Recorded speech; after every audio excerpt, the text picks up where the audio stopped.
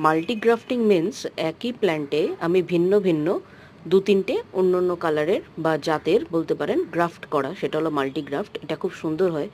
যাদের জায়গার অভাব থেকে থাকে তারা এইভাবে একটাই প্ল্যান্টের মধ্যে 3-4টে ফুলের রঙের গাছ আপনারা করতে পারেন। তো দেখুন সিওনটা খুব ভালো করে কেটে নিয়েছি। সিওনের কাটার পর দেখেছেন একটু জলবিন্দু বেরোলো, ওটা ফেলে দেবেন। ওই রসটা থাকলে পরে গ্রাফটিং সাকসেসফুল হবে না। তো একটু টিস্যু পেপার নিয়ে যে জায়গাটা কেটেছেন সেখানে দেখবেন একটু রস বেরোয়, সেই রসটাকে ভালো করে মুছে নেবেন। দিয়ে খুব ফাইন কাট করে একটা ভি তৈরি করবেন সিয়নের উপরে, ঠিক আছে?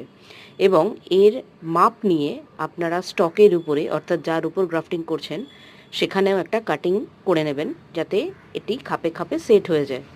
যেখানে কোনো রকম কোনো ফাঁক ফোকর রাখা চলবে না। এই কাটিংটাই হলো মেন গ্রাফটিংয়ের। এই জিনিসটা যদি কেউ ঠিকমতো করতে পারে তাহলে তার গ্রাফটিং 100% সাকসেসফুল হবে। এরপর একটা নর্মাল পলিথিন দিয়ে আমি এটা বেঁধে দিলাম।